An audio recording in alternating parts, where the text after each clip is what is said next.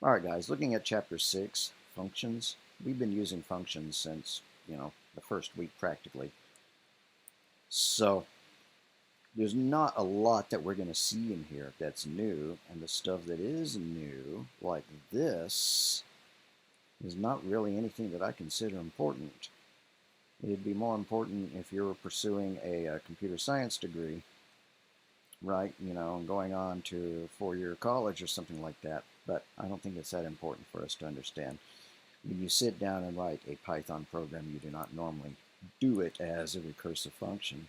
So what is a recursive function? A recursive function is a function that calls itself. Let's take a look at one. The first thing I'm going to do is write a recursive function that doesn't work right, just to illustrate. So I'm going to call it recurse, right? And all it's going to do is print hi, right? And then call itself, right? And then down in main or whatever, you call recurse, and it happens.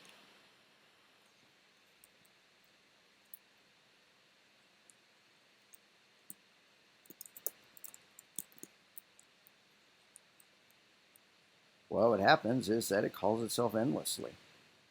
But it's not really going to be endless. It's not going to be an infinite loop because it will crash at a certain point. If I minimize the window and then bring it back up, maybe just try to speed things up. Doesn't seem to be wanting to come back to where I can find it easily. Come on. There we go, right? It crashed because it used up all of its available memory. Not all the memory the computer has, but all the memory that was allocated for Python to run in. Why? Because each time you call a function, it has to allocate a little bit of memory. And when it exits that function, like if there was a return statement or something, it releases that memory. But we never got to a return statement, did we? So it kept allocating more and more memory each time it went into it, right? It would call it, come up here, print hi, and then it would call itself, and it would keep doing that. And each time it entered the function, it would use up more memory and never release it. Okay, so that's a bad idea, right? There's no way for this function to exit.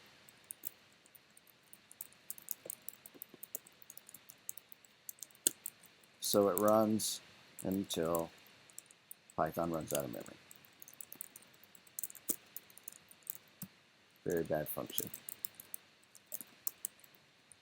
That's what you're trying to avoid. So we're not going to do that, right? But we're going to make another function. Recursive summation, right? We're going to take a number and we're going to calculate the summation of it, right? So if you pass in 10, it's going to add 10 plus 9 plus 8 plus 7 plus 6 plus 5.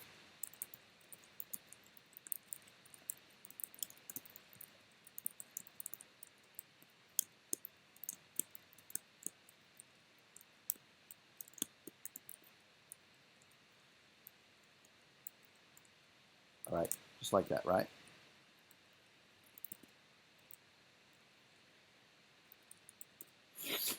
Well, what are we going to do? Let's test it out. Let's say that x is equal to the recursive sum of 10, because I happen to know that that's 55.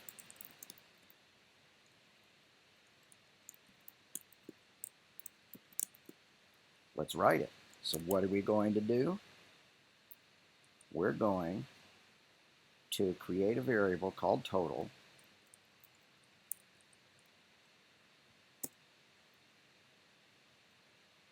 Let me think about how we're going to do this. Just a second. I need to pause while I ponder.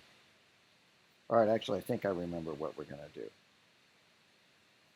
We're going to check to see if n is greater than 0, right? Because if it's less than 0, then we're done figuring out the recursion, right? This summation only works for positive numbers.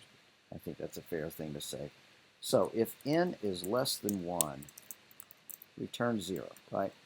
Or if n is equal to 0, return 0, but we're just not going to allow negative numbers. Whoops, I put that in the wrong place. I was supposed to go after the doc string, was it not? Okay. Else return n plus the recursive sum of n minus 1. See what this is doing? There's two ways out of it, so hopefully it's not going to be an infinite loop. This is called the recursive case. The recursive case is when it calls itself, right? Every recursive function has to have two cases for it to successfully work. It has to have a recursive case that does call itself, and a non-recursive case, default case, that doesn't call itself. That's what was wrong with this one. It only had a recursive case, right? It always recursed. This one recurses until it gets down to 0. So if you pass in 10, it's going to say return 10 plus, and then it's going to call itself with 9, right? And then it's going to loop in here and say return 9 plus recursive n minus 1, which is 8, right? And so it's going to get in here and say return 8 plus, and you see, 7 plus, 6 plus, 5 plus, 4 plus, 3 plus, 2 plus, 1 plus, and then at this point, it's passing in 0, right? Because 1 minus 1 is 0, and it gets to if n is less than 1, then return 0, and the chain of calls is done. So it can actually finally get back to here.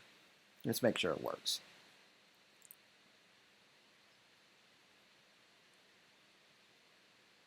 All right, yeah, that was the expected. You know, if you press the N exclamation point on your key and you type in 55 and hit N exclamation point or whatever on your fancy calculator, you would get 55, right? Is that true, or is that factorial? I don't remember. Anyways, you could write a factorial just the same way if you wanted to, except it would be n times n minus 1, right?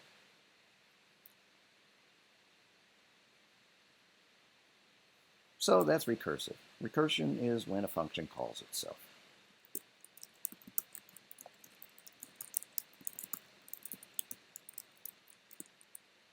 Every function, every recursive function,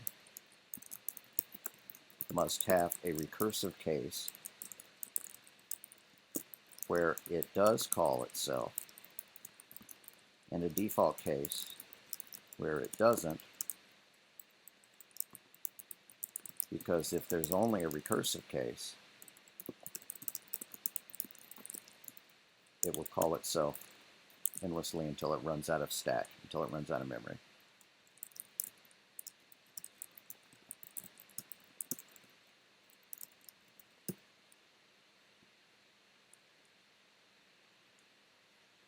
So that's recursion. I don't think we need to give any other examples.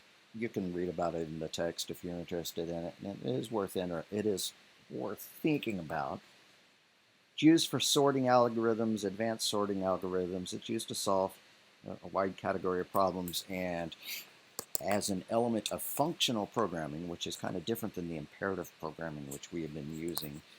One of the ideas behind functional programming is that absolutely everything is a function, and you try to minimize the use of so-called state information or variables. And one of the ways you can do that is via recursive functions. Anyways, I want to move on from that topic. Let's look at the PowerPoint a little bit. So what is a function? It's a named block of code. They say it a little bit differently. Packages an algorithm and a chunk of code that you can call by name. Okay, it's a named block of code. A function can be called from anywhere in a program's code, including code within other functions. And a function can receive data from its caller via arguments, right? This is familiar stuff. Define hello, and it's going to take a first name and a last name, and it's going to print hello, comma, and haven't done our formatted print statements recently. Hello, comma, curly brace, FN in curly brace, LN, right?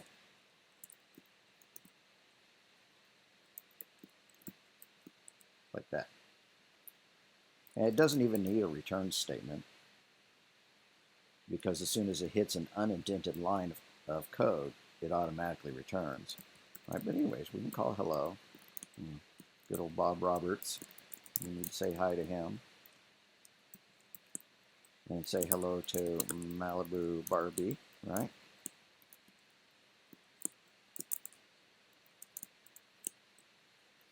And so on. That ought to look pretty dang familiar. Yep, and it printed them out. Okay. So this is a case of a function that doesn't return anything, but you can write a function that does return something, right? Like add, and it takes A1 and A2, right? And the result is A1 plus A2, right? And it returns that result. Like that. So you can say x is equal to add 10, 20, right? Pretty evident what that does, right? 10 gets copied at A1, 20 gets copied at A2, right? So A1 and A2 are parameter variables. Usually you just call them parameters for short, right? And 10 and 20 are arguments that fill the parameter variables.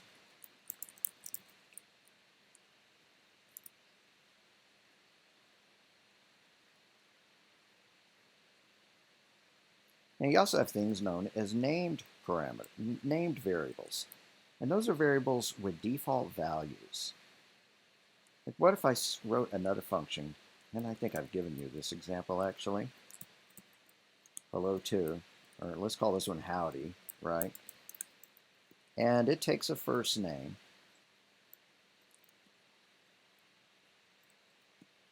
And then it takes a last name.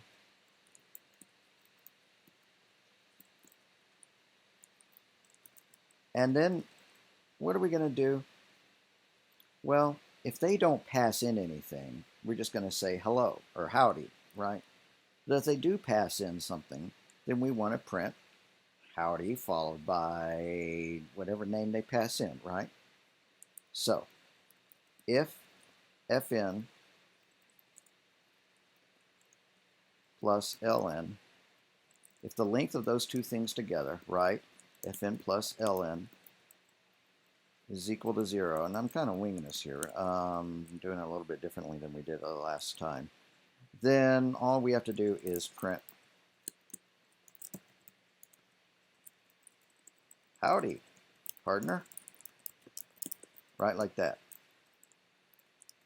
Else, we're going to print howdy, comma,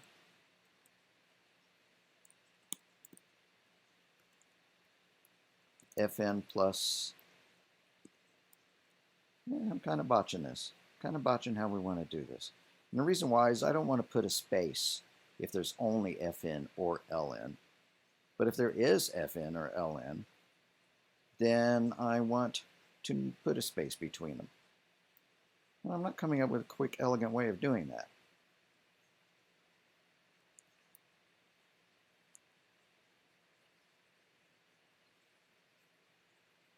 Tell you what, we're going to make this for boys, for men. And if there is a last name, but no first name, we're going to just call them Mr., right? So let's start making a string that we're going to print out, right? And so if there's absolutely nothing, we're just going to say that the string is equal to partner, right? Else, elif, the length of first name is greater than 0 and the length of last name is equal to 0, then that means that all we have is their first name, right? Are we still going to call them Mr. in that case? Nah, we're going to be friendly, right? And if somebody tells us their first name, then we're going to greet them by their first name, right? So S is equal to first name. Else, that means we have their elif, the length of the last name is greater than 0.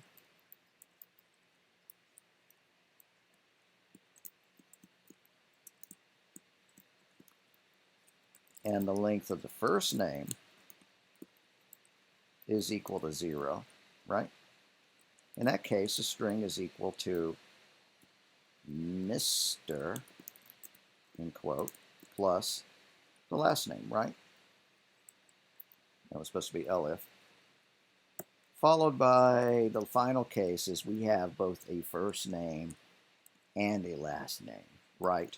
And so S is equal to the first name plus a space plus a last name, right?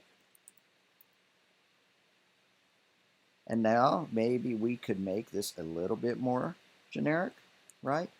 By allowing ourselves to pass in an honorific, right? Either the Mr. or the Mrs., right? So we're going to allow themselves to take a first name in, a last name in, and an honorific. And so that would be here, right? The honorific.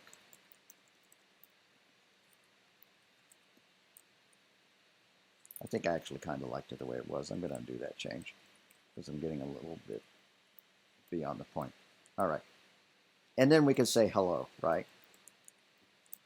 Print, parentheses, F, quote, howdy, comma,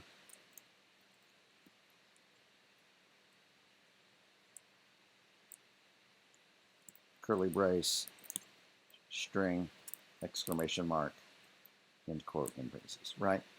So if the first name is 0 and the last name is 0, then we just print partner, howdy partner. But if there's a first name and no last name, right?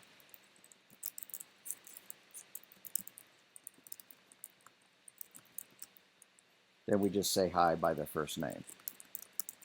Greet them by first name. If there's a last name but no first name, right?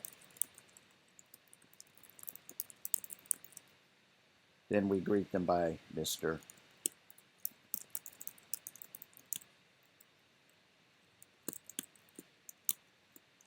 followed by their last name. And lastly, in all other cases, we greet them by their full name. Now maybe that's a silly case, but the deal is that if we want to, we could do this. We could call howdy, right? Howdy, Mr., and just that will say partner. Or we could give it a first name, right? Tex, right? Or we could say howdy, Mr., Bob Clampett. Guess I'm going on a Warner Brothers cartoon animator. There, Tex, Bob Clampett. Alrighty. Excuse me, sorry. But what if you only wanted to specify the last name? Well, since it's got a name here, we could do that, right? We could say howdy, comma, Mr., and we could say the last name is equal to Clampett, right? And in that case, it'll say Mr. Clampett. Hope that makes sense.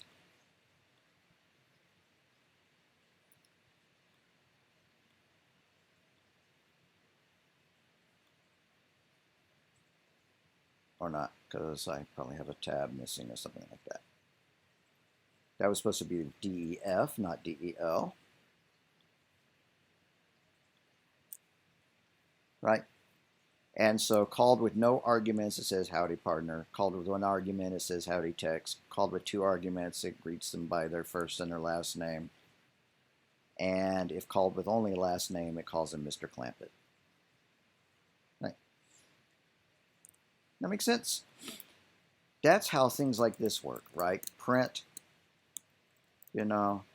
hi, comma, file equals, whatever operator, whatever file we had defined, end equals, and we don't want to end in a new line, so we specify that. So file and end are optional named parameters with default values. We can see that. If we go back to the shell and we type in dir print, right?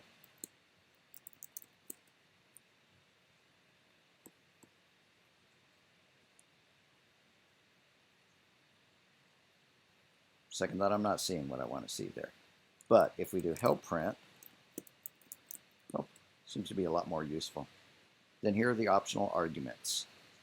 Separator, EEND, and file, and flush. What does flush do? We can read these.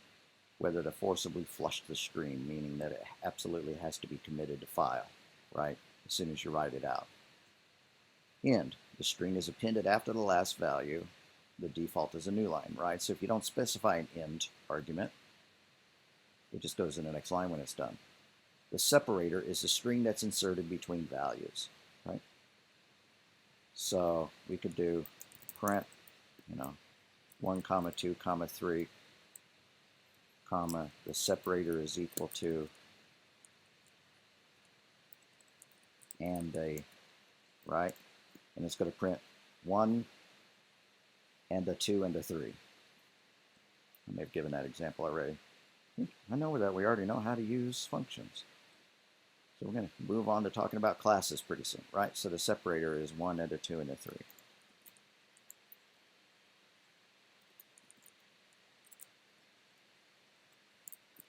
I guess I could have specified the first name as well, right?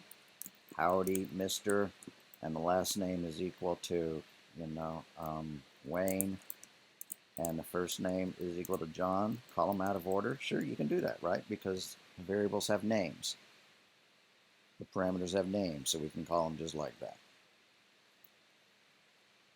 As a matter of fact, you can do that even if they don't have default values, but you better provide all of them if there aren't any default values. So like if you wanted to write a function that would calculate the value of, two numbers, a numerator and a denominator, right? X over Y, define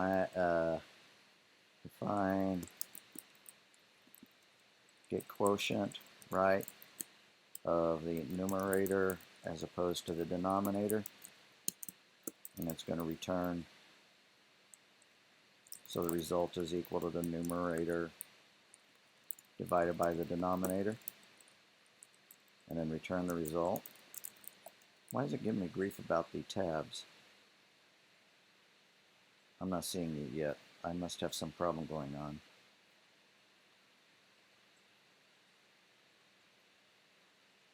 Because every time I hit enter or tabbed at an extra tab, I'm not getting why. EOL while scanning string literal. That means I have an open quote and no close quote. Right there, right?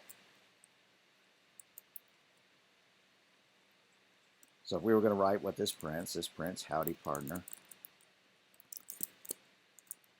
This prints howdy text. This prints howdy Bob Clampett. This prints howdy Mr. Clampett. And this prints howdy John Wayne.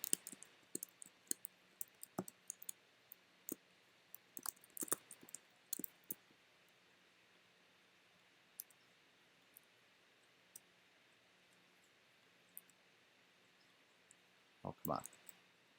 There.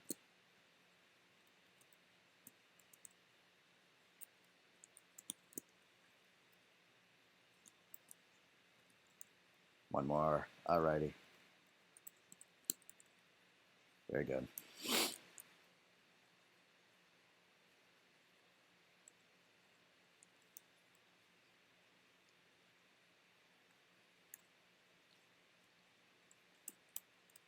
Put some extra spaces here to see if it makes it easier to read, because we have a lot of comments kind of cluttering up the screen.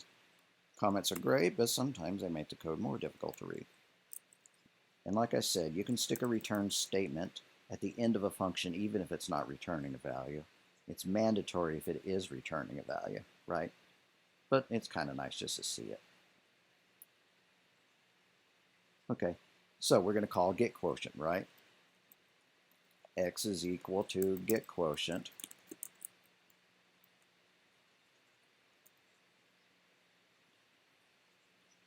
All right, I'm going to change these names.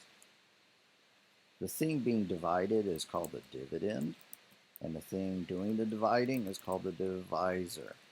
Or is it ER? I think it's OR.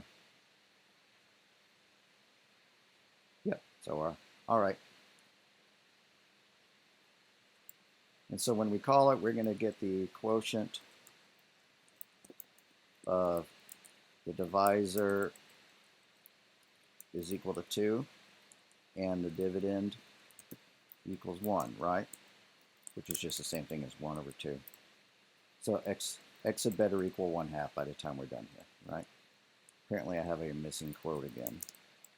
Print x, right? So it's just going to print 0.5 if we're correct.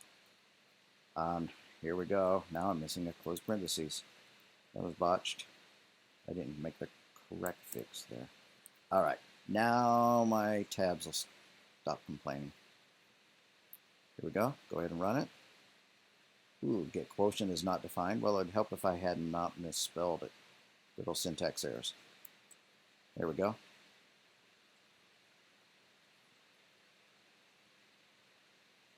Right. Invalid keyboard. Well, see, I'm being sloppy. A typist. Dividend. No. Dividend. Right? Maybe I should have just called it top and bottom. Right? Oh, and here I called it numerator. Yeah. I'm just going to call it top and bottom. Make some changes here. And it's going to make sense. Right?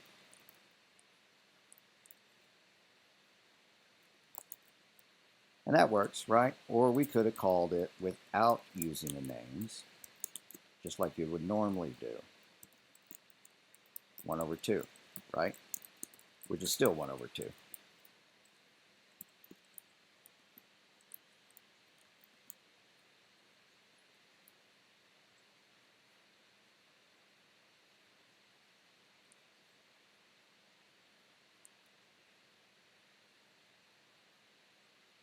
All right.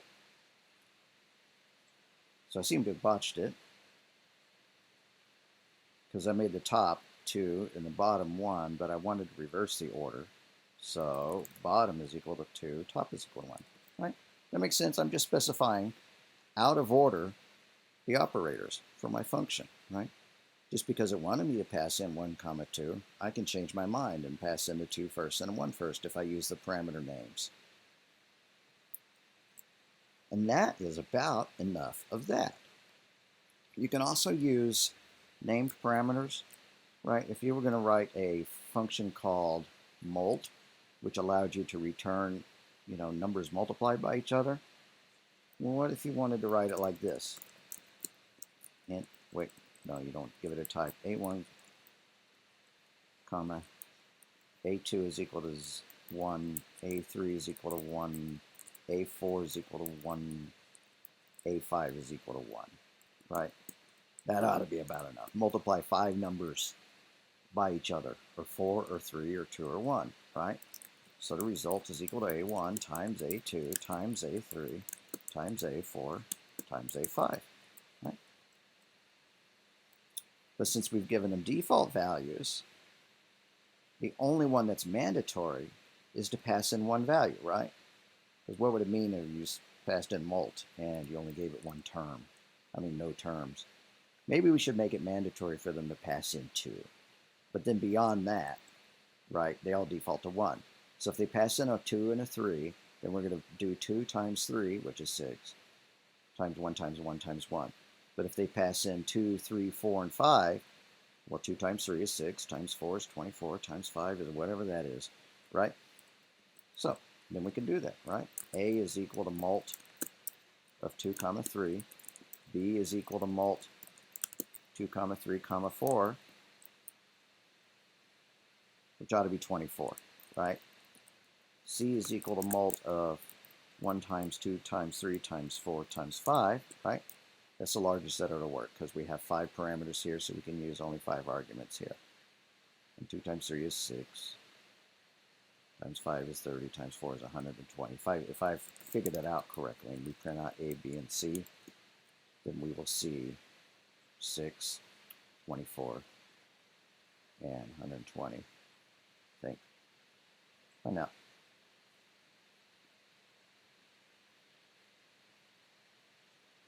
Or none, none, none.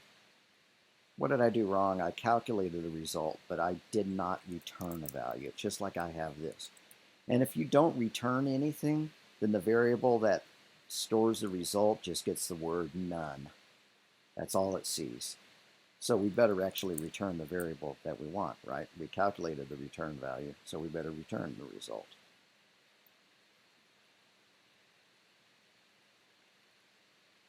Right?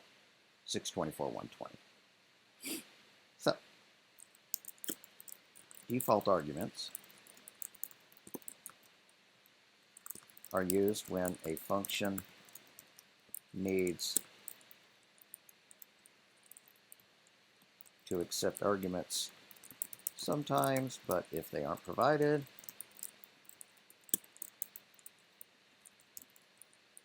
then a default value is used. Example, set file and end on a print statement.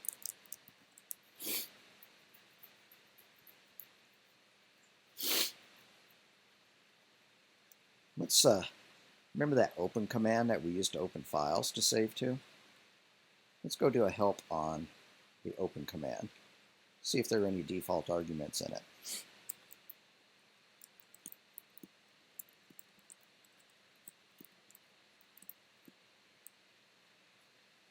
Ooh, that's a long one. All right. See, it's got a default mode called R. Excuse me, it's got a default argument called mode, but if you don't specify, it opens it for reading. It's got a default argument called buffering, but if you don't specify it, it says buffering -1. You could scroll down and figure out what that means. It's got a default variable called, it's got a parameter called encoding, but if you don't specify a value, then encoding is none. Same for errors. Same for new line, right? If you don't specify a new line, then none is specified, and it goes ahead and adds a new line. No, that's not what new line means, because we're talking about open. But anyways, you could read what each one of those defaults, what each one of those parameters does.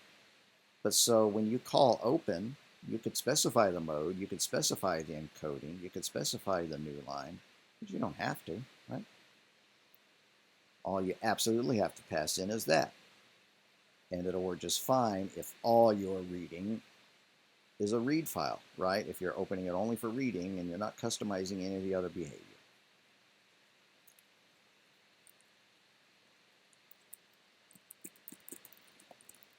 In the mult function above, the first two parameters must be filled by arguments. The A3, A4, and A5 are optional and will default to 1 if not provided.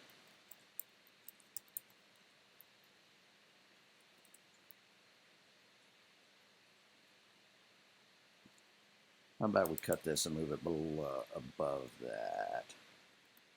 And then we'll say in the mult function below.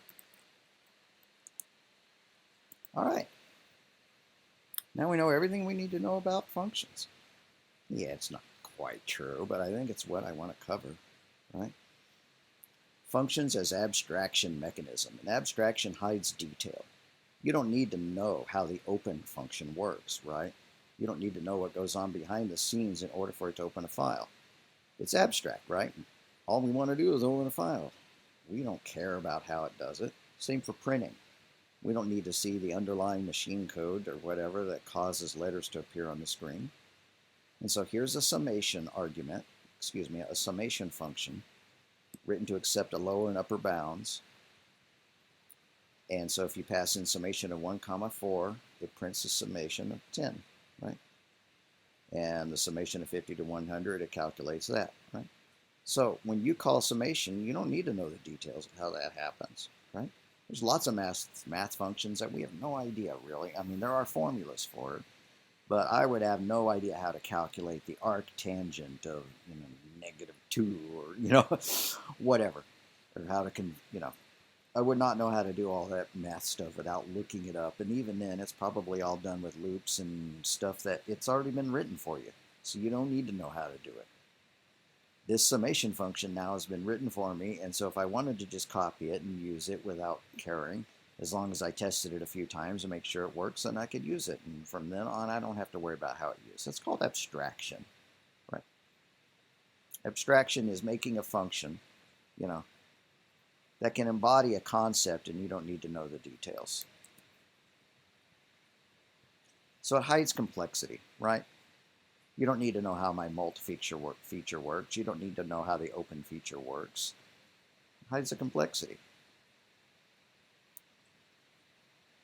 Functions support the division of labor. You might have a function that opens a file. You might have another function that's the for loop for processing the file.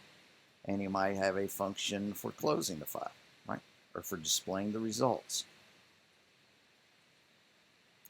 So top-down design starts with a global view of the problem and breaks it down. That's a process known as problem decomposition. As each subproblem is isolated, its solution is assigned to a function. And then there's a structure chart. The idea behind a structure chart, we covered that in Fundamentals 1113. But the idea is main is going to call a function called count sentences. And we also know that main is going to call a function called count words. And it calls something called count syllables. It has something called count syllables, which calls another function called syllables ln, right? So you can have functions that call functions, and you can have functions that call functions that call functions. Or functions that call functions that call functions, right? And it could be that this particular function needs to be called in multiple functions. That's fine, right? You can have multiple functions in your program that call the print statement. Totally fine. Alrighty.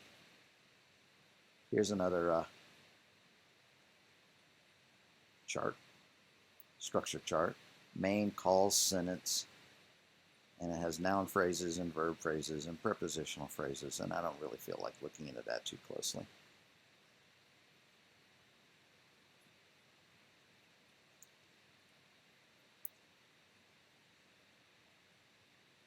The recursive function is one that calls itself. What I was calling the default case, they're calling the base case, so I need to go back and modify my documentation up here. So every recursive function must have a recursive case where it does call itself and a base case, right, where it does not.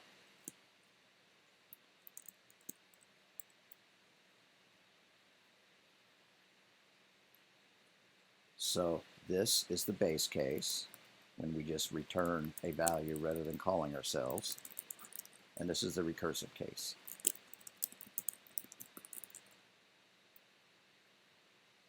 Hope that makes sense. All right, I want to talk about classes now. I want to stop talking about functions because we pretty much know how to write functions already. We've just talked about a couple of fine points, right? The fine points being that you can give some optional values, default values for parameters, right? And you can name your parameters as you call them if you so choose. Especially useful if they're optional, right? If a function has 5 or 6 optional parameters, it makes an awful lot of sense to be able to name them so that you only pass in the information that is necessary.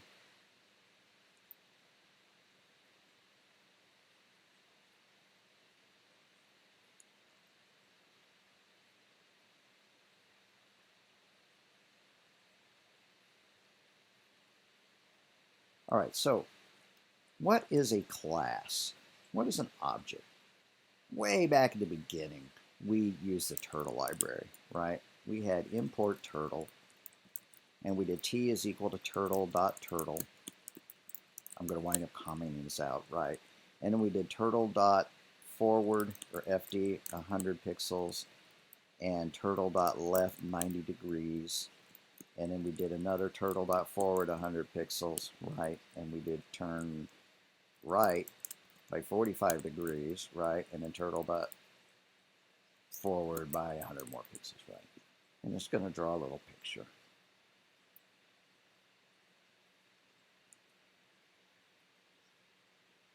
And there it is, right?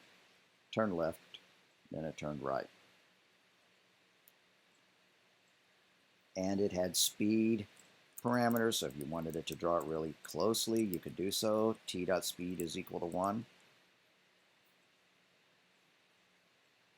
So now it should run more slowly. Still run pretty fast, all things considered. Right? And so on. Right? So what are these things? These dots. These are functions that are attached to a class, to attach to a variable. I have an object, a variable, t, and then attached to that are some functions. And here's a variable that's attached to that variable. This is object-oriented programming. So for example, we could write a function, and a class, and the way you define a class is with the keyword class. So I'm going to call this report, because we're going to print a report, right? And it's going to have an init function, and just take it on faith that we have to do it like this.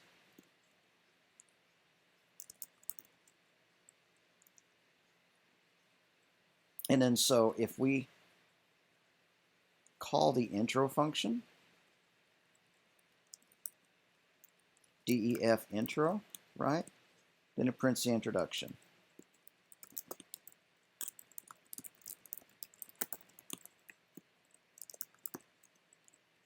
And then if we call the body function, right, it prints this is the body.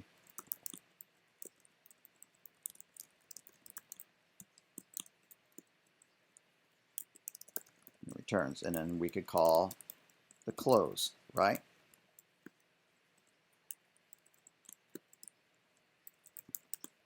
Which prints this is the closing, right? And returns. So now we're going to create a report, right? Report R equals, sorry, I slipped into Java or C++ there. R is equal to report, right? That creates a report, and we can call r.header, r.intro, right? Let's say that we like that intro so much we want to see it repeated. And then we're going to call it r.body, and then we're going to call r.close.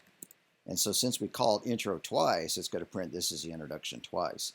Maybe we should only call that once, but we should print the body twice, right? So r.body. Our paper is so good that we want to repeat the body of it twice. All right? And so it's going to print this is the introduction, this is the body, and this is the closing. I'm going to go ahead and comment this out because I don't want it to draw the picture every single time. But in this example, turtle is the class. T equals turtle.turtle creates the turtle object and stores it in the t variable. And t.forward calls the fd function, which is defined as part of the turtle class. A function that's defined as part of a class, a function that is attached to a class, defined within a class, has a technical name of method. It's called a method. So here we have actually 4 methods. It's got an init method, which is called just when it is being created, right? We could stick a print statement there too, right? Print. Okay, report is being created, right? Just like that.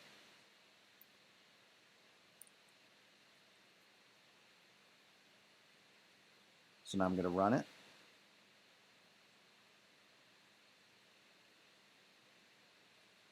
Oops.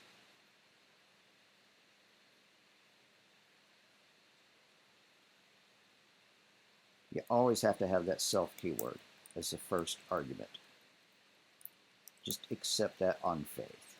And if you wind up doing more class programming in Python, you can start to research what it means, read the textbook a little more carefully about it.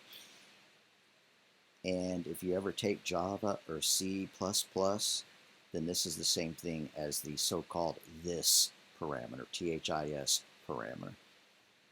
Okay. So we're going to give a better example in a minute, but when this runs, it should print, this is the introduction, this is the body, this is the body, and this is the closing, right? And that's what it did. So the above class has 4 methods. Init, which is called when the object is being created.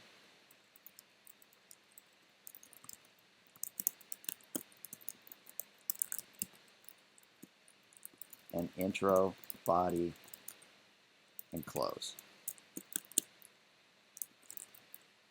Every method needs to have the self parameter defined as the first argument, as shown above. Now we wrote one that doesn't have any other arguments, right? That's okay. So we're going to write a function called rectangle. We're going to write a class called rectangle, right? And what does a rectangle have? It has a height and a width.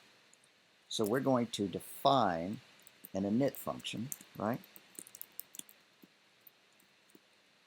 And it's going to set self.height equal to 0 and self.width equal to 0. Or maybe we should set them to 1, right, or something. But anyways, after you create your rectangle, right, r is equal to rectangle, you could set height and width, right? r.height is equal to 10 and r.width is equal to 20. Because these variables are defined as being part of the class. And how are they being defined as part of the class? Because they are created inside the init method. The init method creates variables that are attached to the object, right? These are called member variables. Some people call them fields, some people call them properties. I forget what the textbook calls them, but we can set them like that. But wouldn't it have been neat if we could do it like this, right? R is equal to, well, I guess I misspelled rectangle then. Rectangle 2, 3. Wouldn't that have been cooler, right? Or 10, 20. That would have been cooler. Then we wouldn't have had to follow it up with those 2 statements. Well, we could do that as well. I'm going to make a class called rectangle2, right? So that it supports that. Class rectangle2, df init, and it takes a height and a width, right?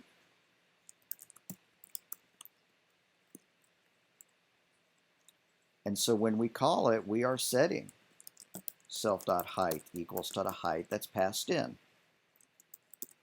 Or, you know, if we want to abbreviate, that's fine. And then self.width is equal to the width that's passed in, right?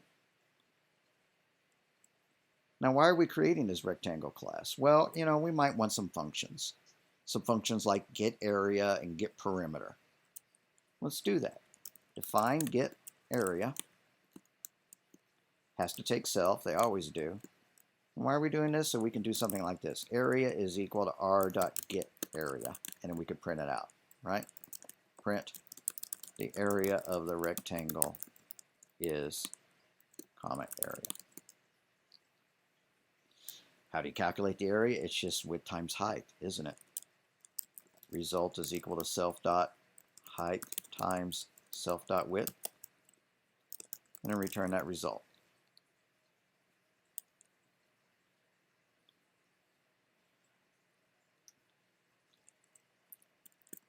So the member variables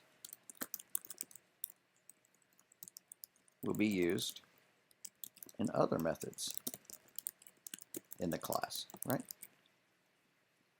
So what is a class? I'm going to give my definition for it. A class is the blueprint for objects that contain data and have methods, which are functions, right, that use that data. So we have variables, right, member variables, and we have functions, and we have methods that use that data, right? So in the above example,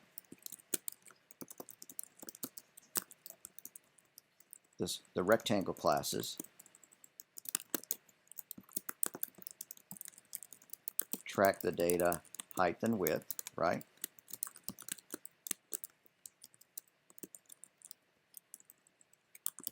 And that data is used by the get area and get perimeter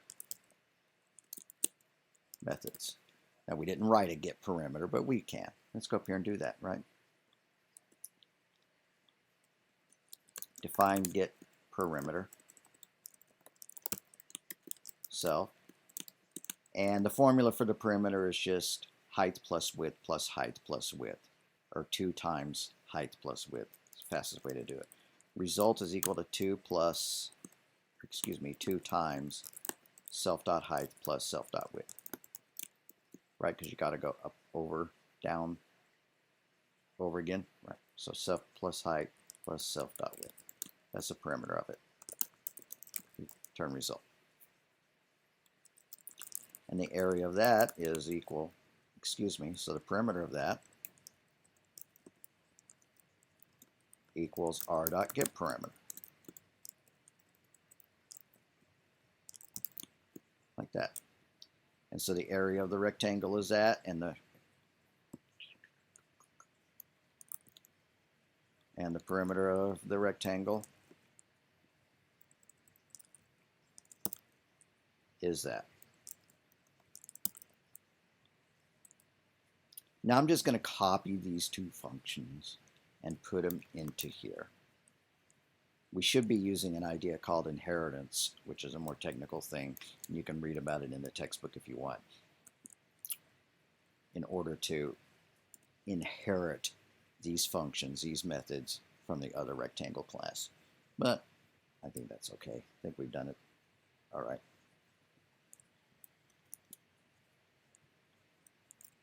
So I'm going to say R2 is equal to rectangle 2 and then print out this kind of stuff, right? So the area is equal to R2, get area. The perimeter is equal to R2 get perimeter. And the area of rectangle R2 is that, and the perimeter of rectangle R2 is that. Which will be the same, right? Because this is a 10 by 20, and this is a 10 by 20. So we wrote the init function, the init method of the rectangle2 class to accept 2 arguments for height and width. So we could do R2 equals rectangle 2 10, 20, rather than it be necessary to create the rectangle and then set the height and the width in separate calls, as shown in the call, or in the lines after R equals rectangle.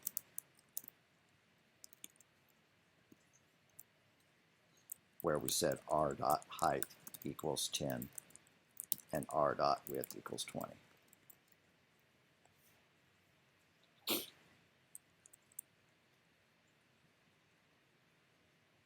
All right, hope that makes sense. Hope that makes sense. If you take a look at this again, it makes sense, I hope. This is the class name, which you put here. This is the init function, and you can define parameters inside the init function to fill in variables. H and W are parameters that are used to fill the height and width member variables, right? That's what that is. Get area returns the area of the square. Perimeter, get parameter returns a perimeter. Alrighty, I hope that makes sense. You can talk an awful lot about classes, and I wouldn't mind talking a little bit more. But I think this is enough to complete today's lectures. So let's go ahead and stop. I'm not going to be doing any homework because I want you to be working on your projects.